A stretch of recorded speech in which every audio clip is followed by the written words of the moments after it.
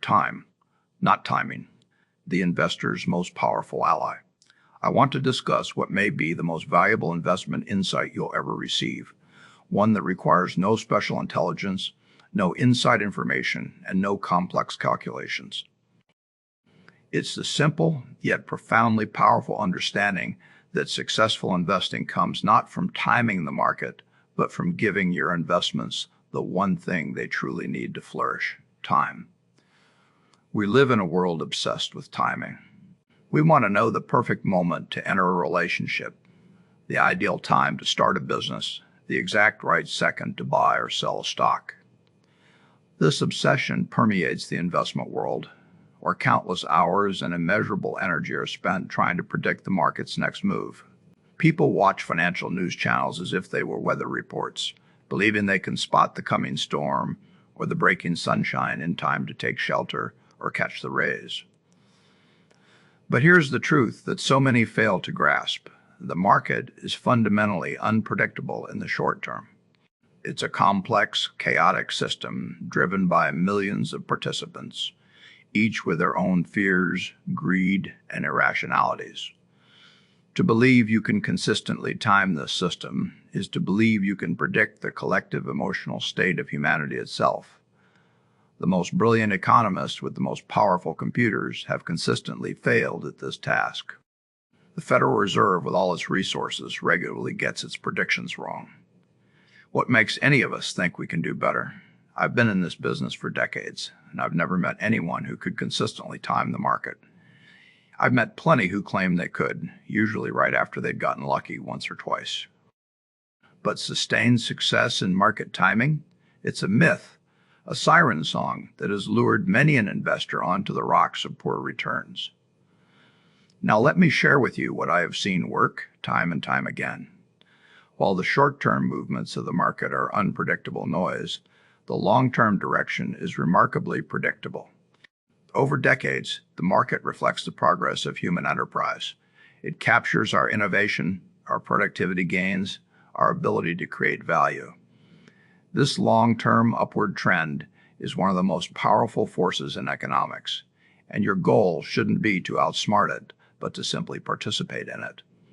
Think of it like planting a sequoia tree.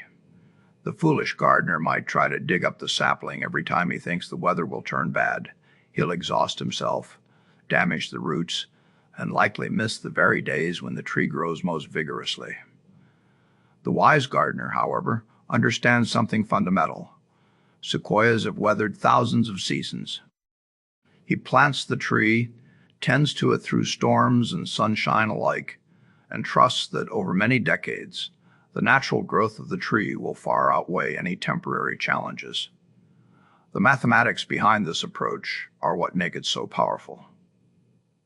We talk about compound interest being the eighth wonder of the world, but many people don't truly understand why. Compound interest isn't a linear process, it's geometric. It's the process where your earnings generate their own earnings, which then generate their own earnings. But this process is incredibly fragile. It requires an unbroken chain of time to work its magic. Every day you're out of the market trying to time your entry is a day this powerful engine isn't working for you. Consider this startling fact. If you had invested in the S&P 500 from 1990 through 2020, but missed just the 10 best days during that 30-year period, your returns would be cut in half. Not by 10% or 20%, but by 50%. Those 10 best days represented less than 0.1% of the trading days, yet they accounted for half the gains. And here's what's even more remarkable. 8 of those 10 best days occurred during bear markets or periods of extreme volatility. They happened precisely when most market timers were hiding on the sidelines, convinced that staying out was the safe move. The psychological toll of trying to time the market is another cost that's rarely discussed. The would-be timer lives in a state of constant anxiety. He's always watching, always worrying, always second-guessing. His emotional state rises and falls with each tick of the ticker tape. He's a slave to financial news and market commentary. The investor who embraces time in the market, by contrast, achieves something priceless: peace of mind. He can look at a market decline not as a personal failure or a reason to panic, but as a temporary storm on a very long voyage. He doesn't enjoy the turbulence, but he knows his vessel is seaworthy and his destination remains unchanged. So what does the practical application of this philosophy look like? It's beautifully simple, though executing it requires discipline. It means committing to a strategy of consistent investment regardless of market conditions. It means setting up automatic contributions to your investment accounts every month, treating them like any other essential bill. This approach, often called dollar cost averaging, ensures that you buy more shares when prices are low and fewer when they're high.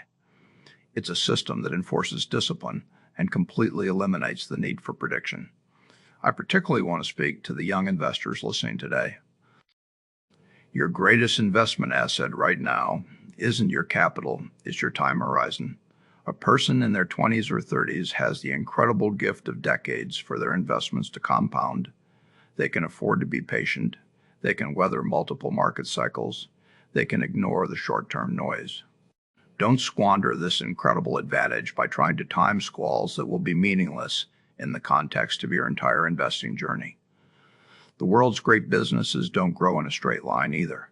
They have spectacular years and challenging years. They face competition, economic headwinds, and unexpected obstacles. But over a period of decades, their value compounds. Your job as an investor is to be a partner to that compounding process. You're not a day trader hopping from one position to another.